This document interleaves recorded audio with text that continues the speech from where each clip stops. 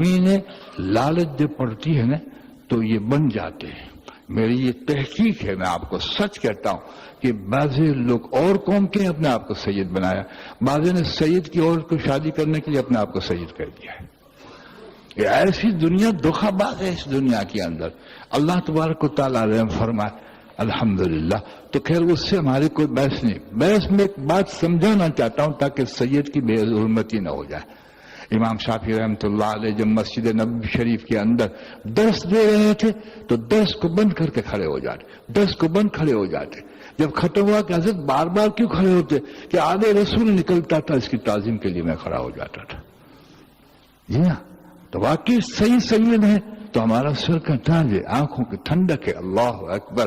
آپ کو پتہ ہے بہرام, یعنی بہرام جو آگ کو پوجنے والا تھا, حضرت عبداللہ بن مبارک جو احناف کے بڑے فقیہ ہیں, اللہ اکبر, جنہوں نے اسلام اسود کو نکالا, جس پہ ہمارے اہل حدیث حضرات بھی اس پر عمل کرتے ہیں. یہ صرف مسئلہ انہوں نے اسلام کا انہوں نے نکالا, بسم اللہ اللہ اکبر, دور سے اسلام کرنا. اتنے بڑے فقیہ, اور کیسے فقیہ تھی پتہ ہے آپ, باغ میں سوتے تھے تو سانپ جو ہے ٹہنی کو توڑ کے خون سے ہوا ڈالتا تھا, اور صفت میں سخی نہیں تھے, کریم تھے. آپ ماشاءاللہ اللہ آپ کو نیکی دے کہ حتیم کے پاس یوں کھڑے تھے, جیسا جھونکا آ گیا. جب جھونکا آ گیا تو ایک خواب آپ نے دیکھا, حیران ہو گئے. سرکار دو عالم نے خبر دی کہ بہرام جنت میں میرے ساتھ میں ہوگا, یعنی میرے پڑوس میں ہوگا. وہ مقام پہ تو کون پہنچ سکتا ہے, یعنی آپ کی رفاقت نصیب ہوگی. آپ حیران ہو گئے, بہرام, اور وہ بھی آگ کو پوجنے والا, جیسے پارسی آگ کو پوجتے ہیں. آپ نے سفر کیا, جب سفر کیا ماشاءاللہ, تو سفر کرتے کرتے مہینوں کی آپ بہرام کو ڈھونڈ گئے. اور جب بہرام کے سامنے ملا, کہا بہرام, آپ کا نام بہرام ہے؟ کہ جی ہاں. کہ کچھ تجھے نیکی یاد آتی ہے؟ کہ کچھ نہیں. کہ سچ بتا, تو مجھے سچ بتا, کچھ قلب میں تغیر پاتا ہے؟ کہ ہاں تغیر پاتا ہوں کہ اللہ کو پوجنے کی طرف آ جاؤں. نہ جانے یہ کیوں ہوتا ہے. کہ تو نے کوئی عمل کیا ہے؟ کہ ایک عمل کیا ہے. ہمارے یہاں جو آگ میں پکتا ہے وہ کھانا باہر نہیں جاتا. میں سخاوت کرتا ہوں, آگ کو بھی پوچھتا ہوں تاکہ آگ ہم کو نہ جلائے. جیسے نوسروان ایران کے اندر آگ کو پوچھتا تھا کہ پھر تو نے کہ چند ایک برقعے والی عورتیں آئی, انہوں نے مجھے کہا کہ ہمارے بچے بدبلاتے ہیں کہ شاید ان کی جان نکل جائے, تو ہمیں کچھ کھانا ہو تو دو, کیونکہ جان بچانا فرض ہے. میں نے کہا کھانا ہم باہر نہیں دیتے, کہ ہم سادات ہیں, تو میرا دل پگھل گیا. میں نے وہ کھانا کہا مبارک تجھے حضور صلی اللہ علیہ وسلم کی رفاقت نصیب کے, مبارک لا الہ الا اللہ محمد رسول اللہ. آپ نے دیکھا کہ سادات کی ادب کرنا, ان پر کتنا اللہ نوازتے ہیں, ان کو اللہ پر کتنا دیتے ہیں, اور جو سادات کا جھوٹا دعویٰ کرتا ہے ان کا خدا جانے کیا حال ہوگا. اس لیے کسی نے کیا اچھا کہا ہے کہ دیکھ اپنے خاندان کی لاج رکھنا. اگر واقعی تو سید ہے تو ضرور لاج رکھے اپنے خاندان. اس لیے کہ عالم جب گناہ کرتا ہے تو اللہ کے بیچارے, یہ بھی بشر ہے تو ہو جاتا ہے, لیکن سارے علماء بدنام ہو جاتے ہیں.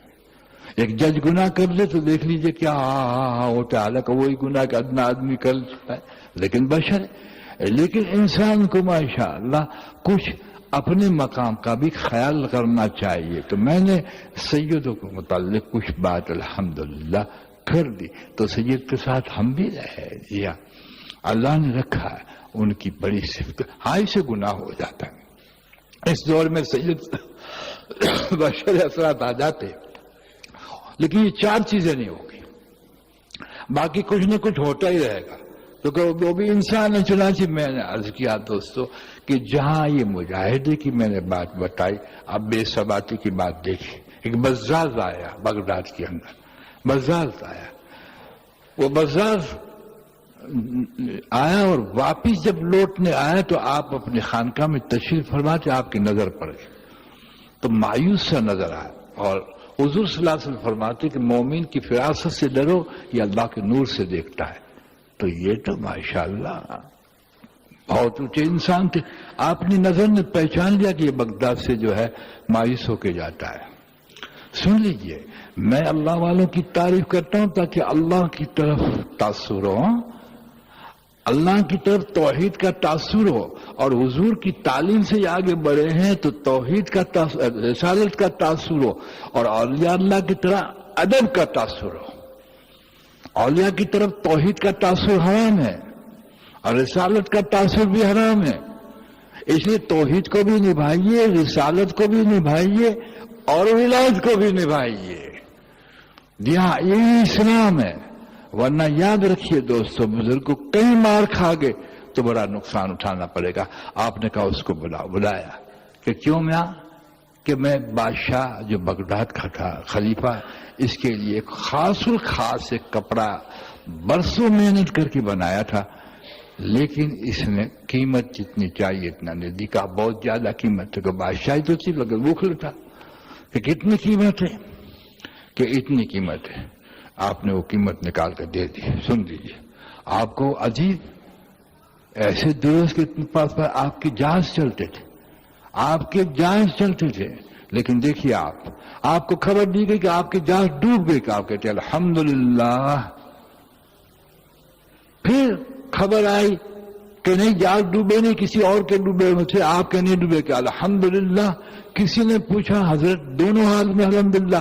کہ جب جہاز ڈوب گئے تو میں نے دل کی طرف دیکھا تو سکون تھا کہ جانے میں کوئی غم نہ تھا، اور جب بچ گئے تو آنے میں کوئی خوشی نہ تھی. اولئک هم الصادقون. یہ اللہ کے لیے جیتے ہیں، اللہ کے لیے مرتے ہیں. ان صلاتی و نسکی و محیا و ممات للہ رب العالمین. چنانچہ ان کو دے دیا اور کہا کس کو؟ خادم کو کہنے کہ درزی کو کہا سلا دے. وہ بذات خوش ہو کے چلا گیا، سفر کر لیا. درجی نے ماشاءاللہ سینا شروع کر دیا کاٹنا شروع کیا. وقت ہوا تو وہ تو سڑک پار کر نکل گیا. اس نے کہا درجی نے کہ آ کر کے حضرت یہ جو اگلا حصہ ہے جہاں کے ابا بنتی ہے نا بڑی، اس میں الگ کا گلا ہے، اس کا جو کپڑا ٹوٹ گیا. آپ نے دیکھا پرانی کھٹی کالی پڑی ہوئی تھی، سڑی ہوئی. کہ اس کو لگا دو. لے وہ درجی کہتا ہے کہ بادشاہی کپڑا ادھر لگا لیا. جب بادشاہ کو پتا چلا کہ ہمارا انسلٹ ہوا، کہ ایک درویش نے، ہم نے نہ خریدا اس نے خریدا، میری تو ناک کٹ گئی. اور جب دوسرے سے آ کر دیکھا تو حیران ہو گیا کہ ان کے پاس تو ایک کالی کھٹی اور اعلیٰ کپڑا ایک ہی ہے. اللہ اکبر کپڑا. لیکن ہم کپڑا پہن کے تکبر کرتے. ان کی یہاں کوئی حیثیت نہیں تھی. شکر میں بھی ایسے چلتے تھے، یہ صبر میں بھی چلتے تھے. تو معاف کیجیے گا، ہم تو ان کی روح کو ثواب بخش کر کچھ مفت کا ملنا ہے. مگر میں آپ کو سچ کہتا ہوں، اگر پیران پیر یہاں دنیا میں آ جائے تو میں سمجھتا ہوں 90% مسلمان اس کو وابڑا کے ہوئے. ایسے توحید کے مت والے یہ اہل حدیث ہے نا، اہل حدیث ہے نا، ان کو بھی یہ کہے کہ تم وابڑے ہو. میں آپ کو سچ کہتا ہوں، ان کی توحید کو ہم کیا جانیں. ان کی کتابیں پڑھے آئے توحید کو آپ کو پتہ. ان کی توحید کو تو آپ دیکھیے. کہتے ہیں مجھے محدث عبدالحق دہلوی فرماتے ہیں کہ اولیاء اللہ کے اندر کوئی توحید کا ستارہ تھا تو عبد القادر تھا. کسی ولی نے اللہ کو ایسا نہیں نبھایا توحید. لمحہ بھر بھی شرک جلی اور خفی دونوں نہیں تھے. کمال یہ ہے کہ کبھی اسباب پہ نگاہ گئی اور تعریف کی ہو. جی ہاں، کبھی دودھ پیا ہو اور اس سے یہ چیز پیدا ہوئی. جلی اور خفی سے بالا تر تھے. ہم نے توحید کو سمجھایا نہیں تو جہاں توحید کے ڈنکے بجا رہے ہیں وہ باطن کے اندر شرک لیے ہوئے ہوتے ہیں. جیسے مجھے ایک شخص نے کہا کہ قبر والوں سے مانگنا حرام ہے. میں نے کہا جندے سے؟ چپ ہو گیا. میں نے کہا جندے سے مانگنا جائز ہے. توحید کا مقام ہے. حضور صلی اللہ علیہ وسلم فرماتے ہیں ایک نمک کی کنکری اور جوتوں کی تسنی اللہ سے مانگو. لیکن اس کی تشریح ہے، اس کی تشریح کہ انسان کو ایمان کے بچانے کے لیے عمومی جو ضابطہ دیا کہتے ایک شخص معذور ہو. سنو، ایک شخص معذور ہو، کچھ نہیں کر سکتا، اور بقول حضرت علی کرم اللہ وجہہ کہ وہ فاقے پہ کفر پہ آ جاتا ہے تو اس پہ مانگنا واجب ہے. لیکن اس کی تشریح ایمان کی طرف گئی. اللہ اکبر کبیرہ. لیکن اللہ والوں کی بات کریں ماشاءاللہ تو معاف کیجئے یہ جلی اور خفی دونوں سے بچتے ہیں ماشاءاللہ.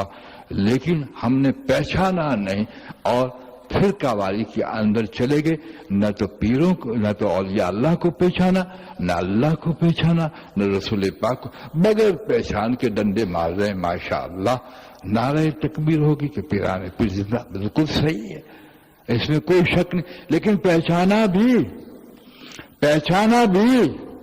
کہ محدث عبدالعزیز دہلوی رحمۃ اللہ علیہ، دہلی والے نہیں، دوسرے دہلی والے تو ابھی ہوئے نا، جو شاہ ولی اللہ کے صاحبزادے تھے عبدالعزیز دہلوی رحمۃ اللہ علیہ، اور 4 صاحبزادے تھے، بات لمبی نہ ہو جائے، درس حدیث دے رہے ہیں محدث، اور حضرت خضر بھی اس میں موجود۔ یہ کیسے محدث ہوں گے؟ حضرت خضر بھی موجود، ایک جوان ماشاء اللہ کونے کے اندر، یہ بناوٹی باتیں نہیں کر رہا، سب مستند باتیں کر رہا ہوں، کونے کے اندر سرنگو ہو کر اللہ کا ذکر کر رہے تھے۔ تو آپ نے دیکھا مقدم شے جو ہے وہ اس وقت علم کی ہے، تو آپ نے مقدم کے مسئلے کو لے کر حضرت خضر وہاں سے اٹھے اور کہا جوان تجھے پتہ نہیں ہے کہ محدث عبدالعزیز دہلوی رحمۃ اللہ علیہ مدذ اللہ علیہ اس وقت درس حدیث دے رہا اور تو اپنے شغل میں ذکر میں مشغول ہے، مقدم تو وہ ہے۔ تو اس نے سر نہ اٹھایا، کہا کہ تم عبدالعزیز سے حدیث سیکھ رہے ہو، میں عزیز سے علم کا استفادہ حاصل کر رہا ہوں۔ تو داؤ میں تو نہ آ جاوے نے، خضر سے ہماری طرح نا لبے کو کہ کوئی ولی اللہ ہے نازل چڑھا دو، یہ تو بات نہیں۔ انہوں نے کہا اچھا اتنا مقام رکھتا ہے جوان ہو کر، تو پھر پہچان میں کون ہوں؟ توجہ ڈالی تاکہ پہچان نہ سکے۔ آپ نے کہا الحمدللہ فراست رخانہ دے تو حضرت خضر ہو۔ تو حضرت خضر نے کہا الحمدللہ محمد صلی اللہ علیہ وسلم کے زمرے میں ایسے بھی غلام ہے جس کو خضر بھی نہیں پہچانتا، تو ہم نے کون سا غوث پاک کو پہچان دیا؟ میں آپ مجھے بتائیے، ایک ولایت کا مقام تو تذکرہ کرے ہم خامہ خواہ جی، ہم نے کون سا اللہ کو پہچان لیا، کون سا رسول پاک کو پہچان لیا؟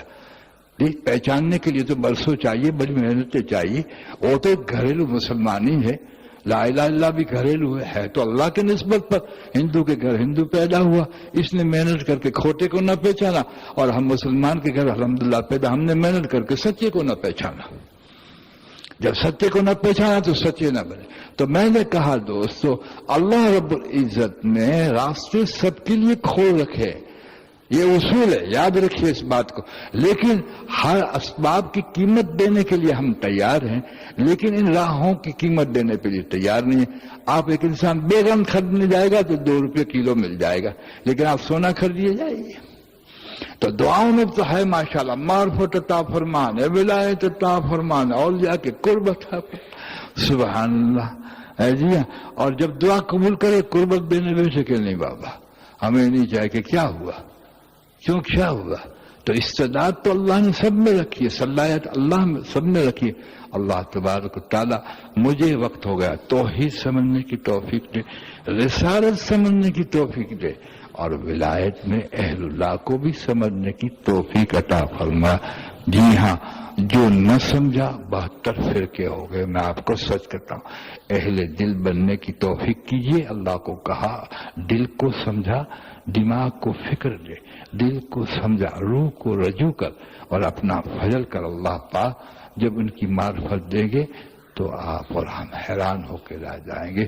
وآخر دعوانا الحمدللہ رب العالمین۔ درود شریف پڑھ لیجیے، اذان کے بعد سنت پڑھ لیجیے۔